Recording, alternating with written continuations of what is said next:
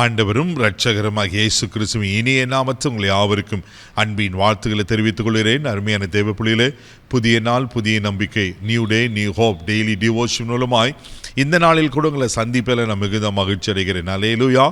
இன்றைக்கு கூட கர்த்தர் நமக்கு கொடுக்கிற வார்த்தை என்ன?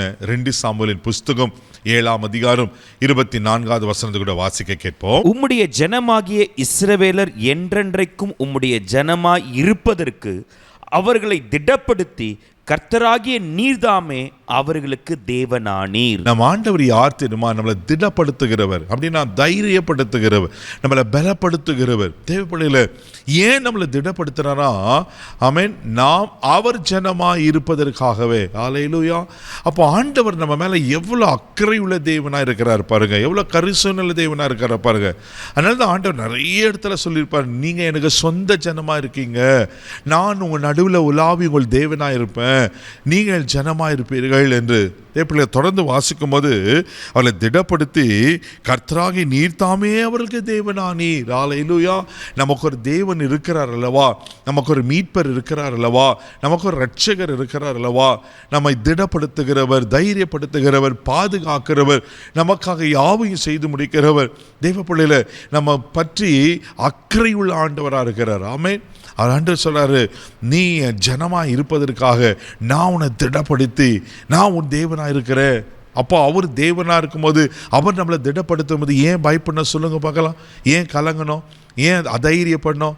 ஒருவேளை பிரச்சனைகள் இருக்க தான் செய்யும். ஒருவேளை உங்களை சுற்றில பிரச்சனைகள் போராட்டங்கள் இருக்கிறதா? பயப்படாதீங்க. தேவைப்படல, உங்களை திடப்படுத்துகிற ஒரு ஆண்டவர் இருக்கிறார், உங்களை தைரியப்படுத்துகிற ஒரு ஆண்டவர் இருக்கிறார், ஒரு தகப்பனை போல தோல் மேலே சுமக்கிற ஒரு ஆண்டவர் இருக்கிறார், ஒரு தாயை போல மடியில் போட்டு சீராட்டுகிற ஒரு ஆண்டவர் இருக்கிறார். அல்லேலூயா. தேவப்பிள்ளையில உங்கள் மேலே என் மேலே அவர் கரிசனையில் தேவனாக இருக்கிறார். ஆமே. இங்கே ரொம்ப அழகாக சொல்லப்பட்டிருக்கு பாருங்க, உம்முடைய ஜனமாக இருப்பது அவர்களை திடப்படுத்தினார். அப்போ அவர் பிள்ளைங்க எப்படி இருக்கணும்னு ஆண்டவர் விரும்புறேன்னா, திடமா இருக்கணும், தைரியமா இருக்கணும், சந்தோஷமா இருக்கணும். அப்படிதானே அதோட அர்த்தம். அப்போ நீங்க பயப்படாதீங்க தேவப்பிள்ளைகளே. இன்றைக்கு கர்த்தர் பார்த்து நான் உன்னை திடப்படுத்துகிறேன். ஆமே. லேவியராகும் புஸ்தகம் 26ஆம் அதிகாரம் 9வது வசனத்தை கூட வாசிக்கும் போது இப்படியா சொல்லப்பட்டிருக்கு. வாசிக்க கேட்போம்.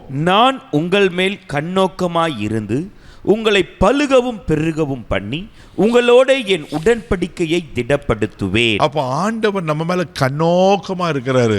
தேவப்பிள்ளையில யார் உங்க மேல கன்சர்னா அக்கறையா இருக்கிறாங்களோ இல்லையோ, உங்களை உருவாக்கின ஆண்டவர் உங்க மேல கண்ணோக்கமா இருக்கிறார். எதுக்கு கண்ணோக்கமா இருக்கிறாரு?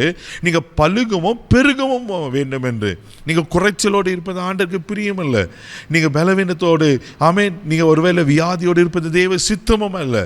எங்க வசனம் அழகா சொல்லப்பட்டிருக்கு, உங்க மேல நான் கண்ணோக்கமா இருந்து உங்களை பலுகவும் பெருக பண்ணி உங்களை உடன்படிக்கை பண்ணியிருக்கிறேன். நான் அப்படின்னா நான் திடப்படுத்துவேன். அல்லேலூயா.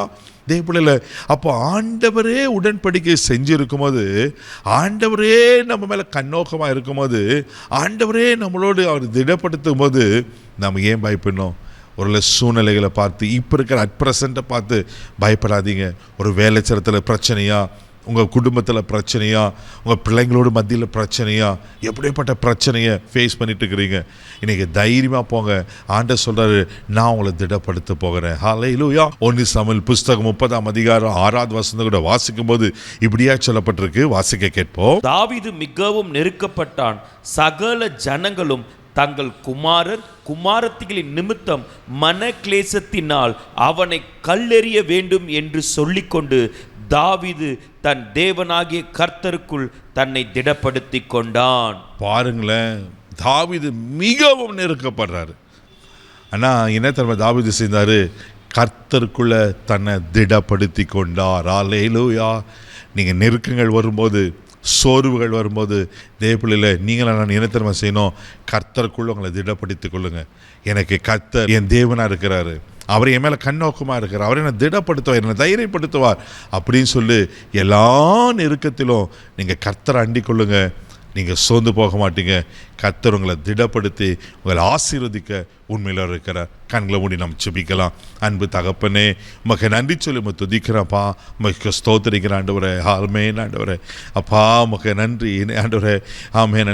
நாங்கள் உங்கள் ஜனமாக இருப்பதற்கு நீர் எங்களை தெரிந்து கொண்டீர் அல்லவா, நீர் எங்கள் தேவனாக இருக்கிறீர் அல்லவா. அப்பா உமக்கு ஸ்தோத்திரம். யாரெல்லாம் ஒருவேளை நெருக்கப்பட்டு கொண்டிருக்காங்களோ, இயேசுவின் நாமத்தில் இப்போது நெருக்கத்திலிருந்து ஒரு விடுதலை தருவீராக.